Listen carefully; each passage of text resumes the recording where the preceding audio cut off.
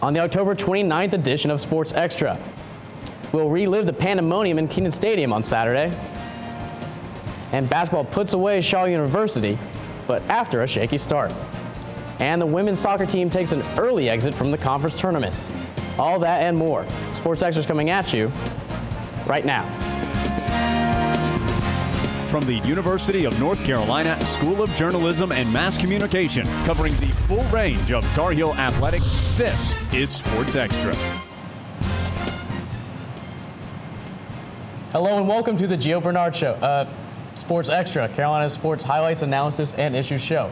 I'm Will Reimer. As always, it's a great day to be a Tar Heel and not a great day to be a Wolfpack. A wolf, a member of a Wolfpack? I'm not really sure, but I'm Jennifer Brodish. Ow! Sorry, guys, I have a little bit of tar in my lungs. I'm Pat Almquist. Welcome to Sports Extra. And thanks for joining. Do it with me, seniors. A nice sigh of relief. We finally beat State. And if you don't know what the key play is this week, then turn your TV off right now. Actually, don't do that, Mom. You need to see this. State stopped Gio Bernard just short of the goal line on this 4-yard run late in the first quarter. Wait, something doesn't seem right. It's the right player, but the wrong play. The real key play was this 74-yard punt return by Bernard to seal the 43-35 win for the Tar Heels. State couldn't even get a hand on him. The Wolfpack had a couple of opportunities, but really, there was just no chance. And look, he couldn't even stop running once he got into the end zone.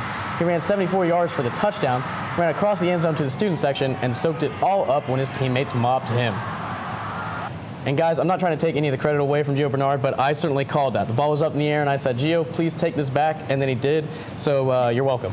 Well, you might have called it, but I caused it. I don't know if you guys are superstitious at all, but the whole time that I was standing to the game, it was sacks and turnovers. Once I sat down, everything went correctly. Gio ran it back. We even got the 2-point conversion, so you are welcome. I think you both need to thank me because I was in the student section at the game, and I was standing the entire time. And the crowd went crazy. It was the best energy I've ever been in a game. It was insane. It was certainly a great environment. Yeah, it was the best environment. And we decided to venture into the Twitterverse to find out what people thought about the game. Actually, what fans thought about Bernard and the play. Former quarterback TJ Yates thinks Bernard should get some more Heisman talk with the hashtag Gio for Heisman. Former point guard Kendall Marshall decided to top that and thinks Gio should run for president. And our top-notch engineer and technological savior, Dylan Field, says we should go ahead and make October 27th a national holiday, Gio Bernard Day. Gio is clearly friends with the animals, too. UNC Squirrels worried about Hurricane Sandy hitting Chapel Hill, but went nuts when Hurricane Giovanni stormed right through Kenan Stadium. Fans, people, and animals alike helped Bernard trend nationally on Twitter. The best tweet we found was from UNC senior Chris McMillan. He said, "Hey, Wolfpack Nation, we will be enjoying our wine and cheese tonight celebrating that W. Thanks for growing the grapes and raising the cows." And of course, the man who made the play happen, Bernard, is still giddy about the touchdown run. Look at this picture he posted on Sunday. A picture is worth 1,000 words, folks. And the winner of this week's offensive game ball, it should be a no-brainer. NC State tried everything in its power to stop Giovanni Bernard in the pursuit of winning 6 straight games against the Tar Heels. But it didn't really work out for him, did it? Even with a few injury scares. Bernard ran over the Wolfpack defense with 135 rushing yards, 95 receiving yards, and 2 rushing touchdowns. Look at him go all the way on this 74-yard punt return. We already showed it to you earlier. To seal the Tar Heel victory with only 13 seconds left in the fourth quarter. This is Bernard's 3rd time winning the award, and don't be surprised if you hear his name in Heisman Trophy talks in the coming weeks. And speaking of Heisman talk, Mike Rodriguez joins us live in studio. Mike, you're working hard to make sure Bernard's name comes up in the Heisman race, aren't you? Sorry about that. Well, I was just working on the bandwagon, but I can take a break from that. I only have 1 piece of wood and a hammer, so I can definitely talk to you now. Well, that's great. Thanks for taking the time out. I really appreciate it. So I know he's a local and a personal hero, but it's really tough to think that he can actually win the Heisman. Bernard's definitely the best running back in the nation right now. He's a finalist for the Maxwell Award, given each year to the best football player in the country. And you can lock him in for 200 yards and 12 points every single game. Both stats best in the nation. If he doesn't play, then he'll score 2 fewer touchdowns a game, and we don't beat State. And you know what? You've sold me on his Heisman hopes. And can I just go ahead and call shotgun on that bandwagon that you're building, even though you're kind of running low on surprise? Maybe get one of those stickers? Yeah, actually, for the anchor, of course I do. Let me just grab them real quick. That took a lot of man hours putting these together, so I hope you guys enjoy it. Can you please pass that down to Jen? Yeah, sure. I didn't want to reach across you. There's one for yourself. Much appreciated. And here you go. Right sir. Oh, okay. You want me to put it on right there? All right. Make sure it stays on. Yeah, it's sticking pretty good. It's good. Thanks, Mike. That was Mike Rodriguez. You can look for him in the pit sometime this week, probably handing out his buttons, maybe building a bandwagon or something. One of the 4 defensive starters who had never beaten state, senior linebacker Kevin Reddick, earns this week's defensive game ball. It was tough to hand this award out. Senior quarterback Mike Glennon threw for a career-high 467 yards and 5 touchdowns, including his 83-yard bomb to wideout Tobias Palmer. Reddick did help stop State's rushing attack. The Pack ran for only 67 yards in the game, and he did sack Glennon twice. He now leads the team with 5.5 sacks this year. And even when Reddick didn't record a sack, he still had Glennon running the other way. State's offensive linemen had absolutely no chance of protecting their quarterback when Reddick blitzed. So guys, why didn't we blitz more often? You know, honestly, I can't answer that question, but I wish we did, because when we didn't blitz him, we didn't put any pressure on him, and we made him look like Drew Brees. He was scorching our second game. That's true. He used that big frame of his, just launched the ball downfield, while when Reddick and them were on him, he couldn't make even a short pass. So I think we really do need to blitz him more. Yeah, I agree. Our hidden stat this week is about the man of the week, month, or even the Tar Heel, or even the year for Tar Heel football fans. Are you kidding me? He's the man of the century. Bernard is the only player in the country with at least 2 punt returns, 2 receiving, and 2 rushing touchdowns. That's right, only player in the entire nation. Of course, he has 10 scores on the ground and 3 receiving touchdowns. So way more than that in those 2 categories. Considering how poorly our secondary did, it's only a matter of time before we put him in cornerback. I even think that cornerback is wrong. I think we should put him at quarterback. That'll save, time in the handoff even. Yeah, that's true. We're certainly a different team when the ball's in Gio's hands. And the offensive lineman of this week is not Jonathan Cooper? There's got to be a mistake with that. No, it doesn't seem that there's a mistake. Cooper actually allowed a sack this week. Instead, the honor goes to sophomore center Russell Bodine. He scored 90% from the coaching staff Saturday. Thanks, Pat. It's finally basketball season in Chapel Hill. The men's team kicked it off its season against Shaw University in an exhibition game.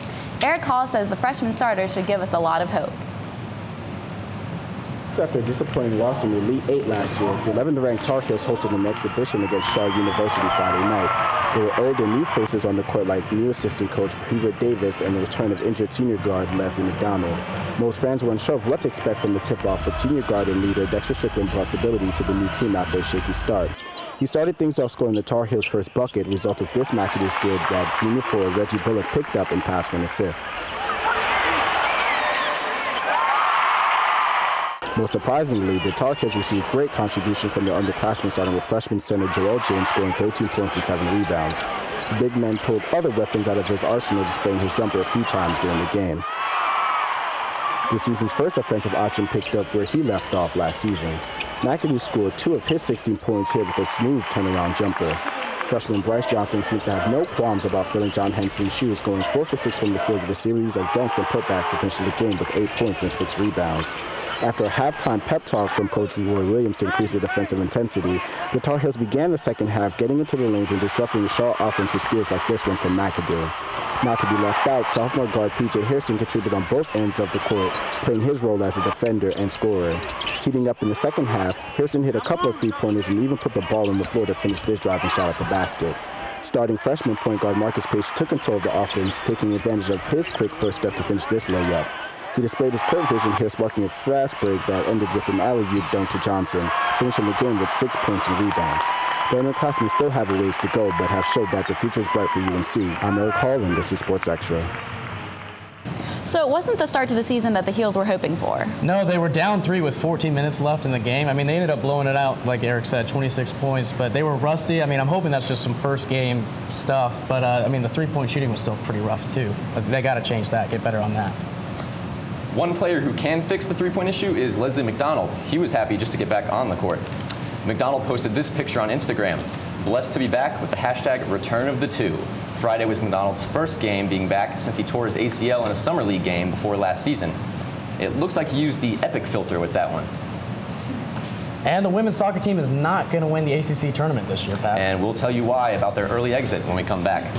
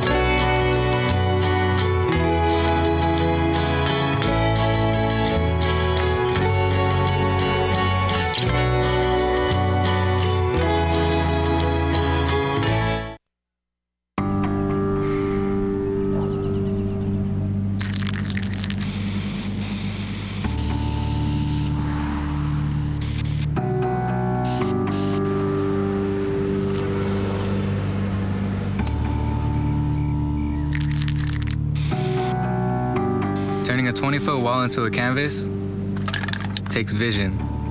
So will getting into college. I've got what it takes. So do you. Brush, brushy, brush, brushy, brush, brush your teeth. Every day and every night. Now it's your parents' turn. Here's what you gotta do. You have to have your toothbrush so that they can brushy brush your teeth. Good job, you're almost done. 5, 4, 3, 2, 1. That's it. Help your teeth stay healthy. Brushy brush with a grown-up every day. Hey, I'm Anderson Cooper. As a parent, you want to make sure that your child knows how to deal with bullying when they see it happening. And chances are they want to help, but they don't really know how. Well, teach them that the best thing to do is calmly walk away, find a teacher or other adult, and speak up. And do your part. Be that adult they can talk to and trust will listen. Join me to help stop bullying. Go to stopbullying.gov to find out more.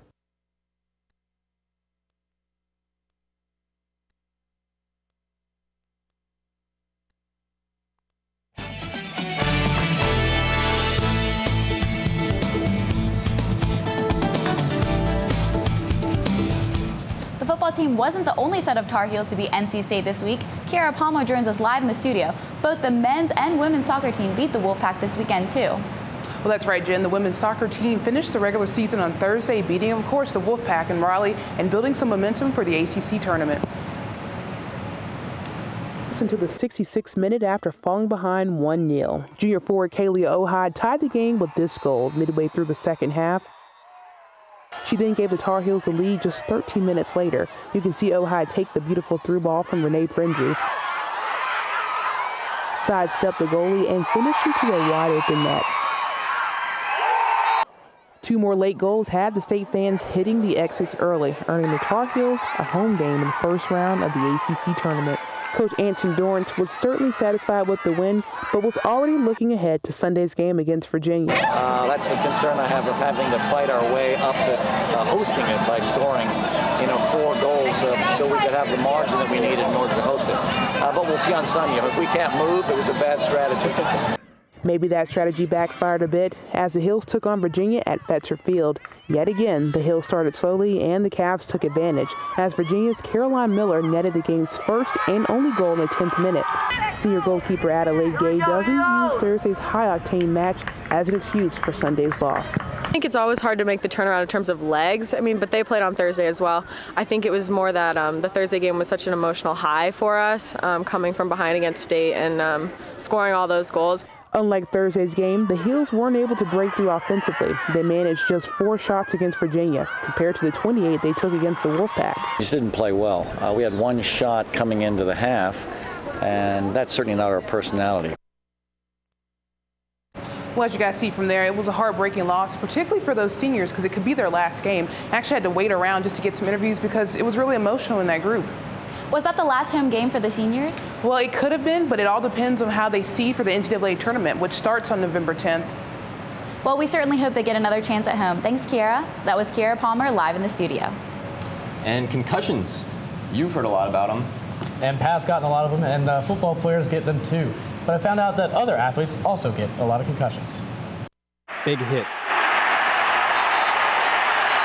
They cause concussions. Concussion-causing collisions can happen on the soccer field, too. Women's soccer is the second most concussed sport behind football. Leading concussion researcher Kevin Guskowitz. Typically, it's not a ball-to-head contact that causes concussion in soccer. It's usually a head-to-head contact as 2 players go up to make contact or to hit the ball. But not always. Guskowitz says women can't handle head trauma as well as men because women's necks aren't as strong as men's. Concussions are a part of the reason sophomore Farrell Sweeney quit playing soccer for the Tar Heels. Well, I've gotten them so much that I don't think I would know. If I don't feel normal, I don't know what feeling normal feels like. She's had 5 concussions. That she's told the doctor about. I probably had 8 or so really small, only a couple day long concussions that I just haven't told anybody about. And most of her concussions came from ball-to-head contact. The latest one happened just last spring in a drill working on heading technique. Guskowitz says proper technique is an important part of preventing concussions. There are a lot of individuals out there that think that we have to find this concussion-proof helmet or a concussion-proof mouth guard or a headband in soccer, and I'm not convinced that it's going to be the protective equipment that's going to really be the game changer. A game changer on both the football and the soccer field. I just want to be out of this. And the men's soccer team enjoyed 2 comfortable wins this past week. Carolina crushed the Campbell Camels 3-0 Tuesday and NC State 2-0 on Friday. Carolyn Chandler has the story. The Tar Heels got off to a strong start against the Camels with 2 first-half goals.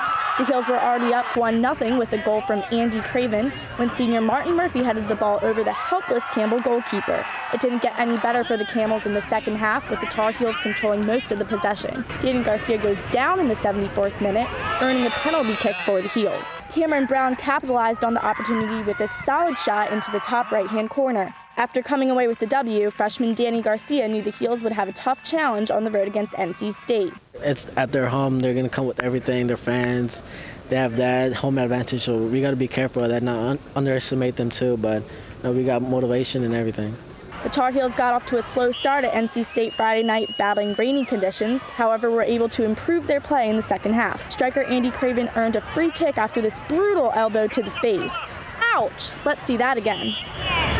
Martin Murphy replaced Craven for the free kick and crossed to Rob Lovejoy, who headed the ball into the bottom corner of the net. Craven would return in the 73rd minute after receiving multiple stitches in his mouth and changing jerseys. The Tar Heels would all but secure victory in the 85th minute when freshman Danny Garcia received this clever back heel from Lovejoy and found the net. Coach Carlos Samuano acknowledges the team still has some work to do before the final match and going into the postseason. Just recognizing those moments in game management where, how to finish a game off is a big thing for us right now. The Tar Heels take on the Boston College Eagles Thursday at home for their last regular season game. In Raleigh, I'm Carolyn Chandler. And do you know which Tar Heel team is statistically the most dominant right now? It might surprise you. It's field hockey. Reporter Julian Caldwell is with us live in the Reese Phelps Digital Newsroom. Julian, just how dominant have the women been this season? Extremely dominant, Pat. The Heels were 17-1 going into Sunday's game against Radford, and a win would extend their winning streak to 16 games. The team was all smiles and balloons before the game for senior day, but early on UNC was frustrated by failing to convert on opportunity after opportunity. The Heels came up empty on 7 penalty corners in less than 16 minutes, until finally number 14, senior Kelsey Kolajczyk, had enough and put one in on the 8th attempt. Number 5, Charlotte Craddock, followed Kolajczyk with this penalty corner shot into the left corner of the goal. Neither one of them would be done for the day. UNC took a 2-0 lead into halftime. Here in the second half, the Heels continued to dominate the game. One person who was very busy on Sunday, Radford goalkeeper Sydney Encarnacion. Less busy, on the other hand, is UNC's Sassy Ammer. She seemed to have all day to herself out there. Kolajczyk was a handful for Radford. Here she spins and scores her second goal of the game, and as promised, Craddock was back for more as well, taking the assist from Kolajczyk and sticking a shot into the right corner of the goal. Craddock had 3 goals in a 6-1 win for UNC. After the game, Kolajczyk, who had 2 goals and an assist, spoke about not taking the game against Radford lightly. We're getting ready for postseason, so we want to take every game seriously. It's just practice for us. That goalie was incredible, and the fact that, we had so many chances and we weren't putting them in, it was just like we need to keep working hard and really focus on the opportunities that we were getting. Pat, next the Heels have an opportunity to advance toward a national championship. On Thursday, they host the quarterfinals of the ACC tournament. And Julian, the seniors in particular have high expectations for this postseason, don't they? They do, Pat. They've the Heels have ended their season each of the past 3 years in the national championship game. They won it in 2009, but one team has kept them from the title each of the past 2 years, Maryland. So they're used to going far, and they have a little revenge on their mind, so I'd imagine they're pretty hungry. Well, lucky for them, I hear terrapin soup tastes really good right about now. Thanks, Julian. That's Julian Caldwell live in the Reese Phelps Digital Newsroom. And when we come back, we'll tell you what the volleyball team did for the first time in 8 years.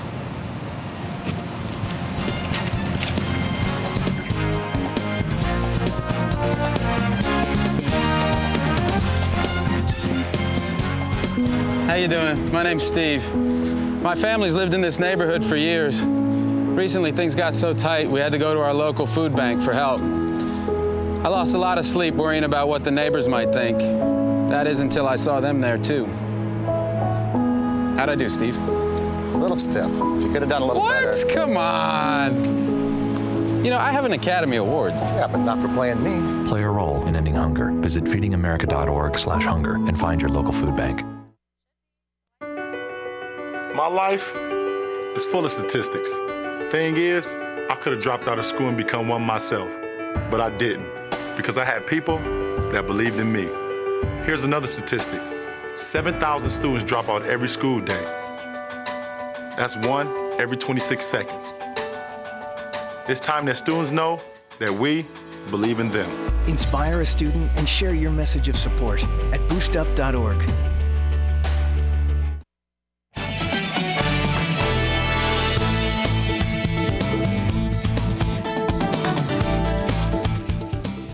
The men's basketball team wasn't the only one to kick off its season this weekend. Madison Way joins us live in the studio.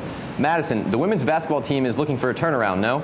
That's right, Pat. Last year, the women's basketball team ended the season without a bid to the NCAA tournament, and the Heels are looking for a very different result this year. Sunday, they debuted against Coach Sylvia Hatchell's alma mater, Carson Newman.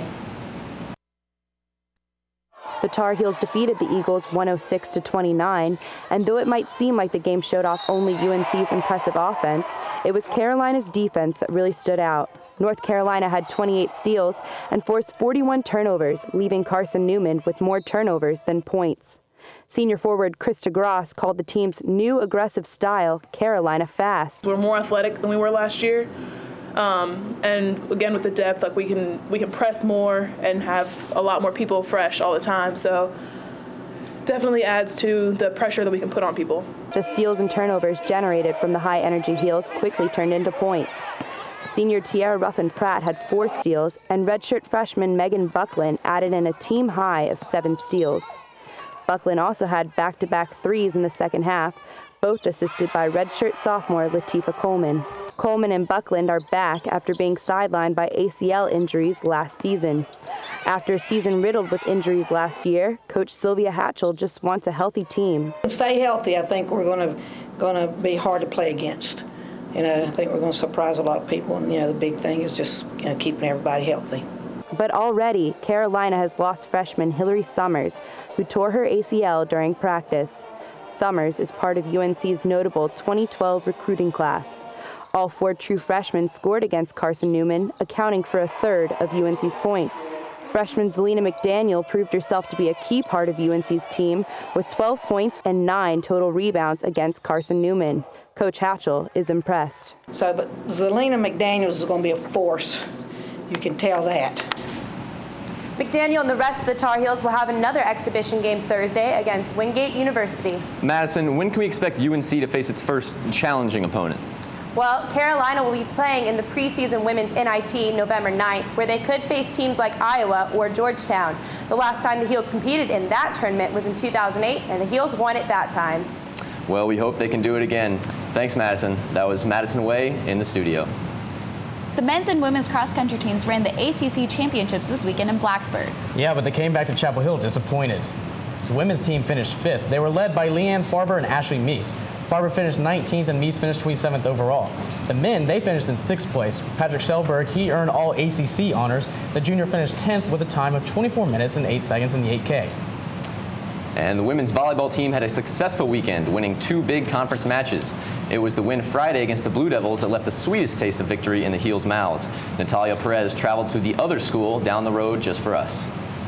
The Tar Heels downed the Duke Blue Devils on Friday in a 3-1 victory, ending the Heels' 8-year losing streak in Cameron Indoor Stadium.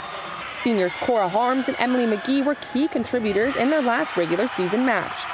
But it was sophomore Chanel Nelson who was the X factor in Carolina's big win, leading the Heels with 17 kills and 4 blocks. And today I just turned it on completely, and then the whole time I just want to win for them. I just want to win for them, and it's a team win, but it's just such a big deal to win at Duke, and you just want to play your best against a team that is going to play their best against you. The Heels were dominant in the first set, leading 7-6 early, with 5 kills from Nelson, like this one right here. 5 digs from Ejay Tana. You see that dig right there. The Heels took the first set 25-14. With 7 costly errors in the third set, the Heels weren't able to sweep the Devils. But Carolina came away with a historic victory, winning the fourth set 25-17, their first win in Cameron Indoor since 2004. In Durham, I'm Natalia Perez. It's always good to beat the Blue Devils. Thanks, Natalia. The swimming and diving teams swept their opposition in a weekend season opener against the Virginia Tech Hokies. The Tar Heel men won 10 out of 16 events, while the women's team took 12 of the 16 events.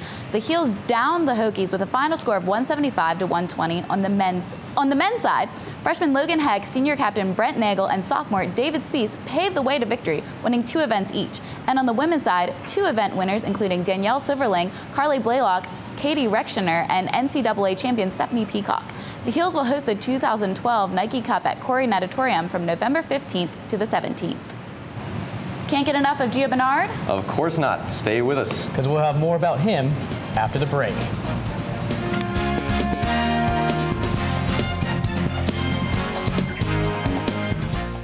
Know what?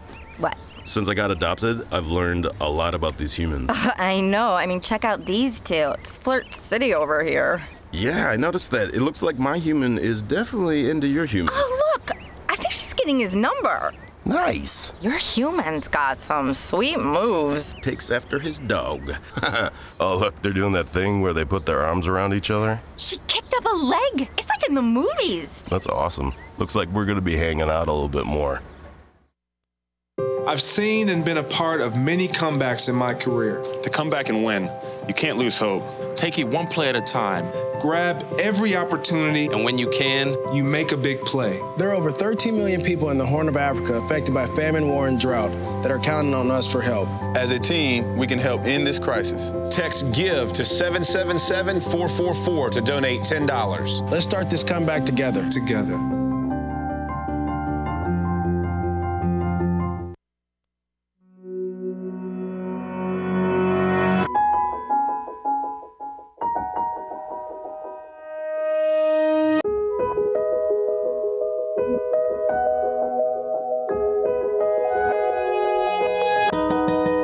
For those dealing with the daily struggles of caring for a loved one, we hear you. That's why AARP created a community with experts and other caregivers to help us better care for ourselves and the ones we love.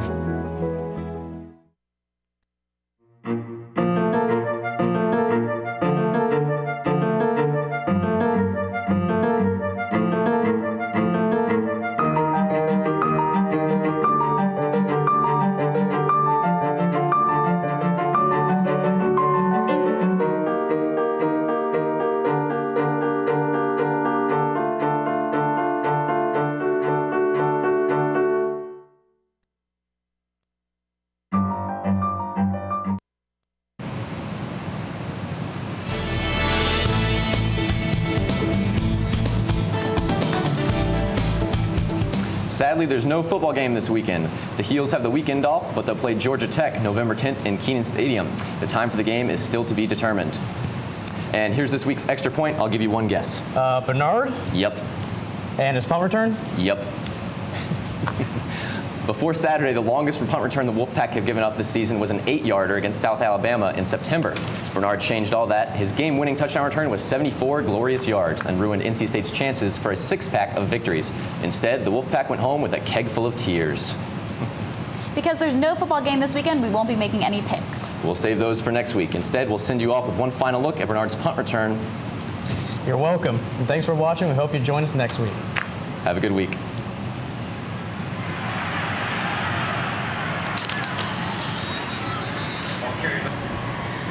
There it is.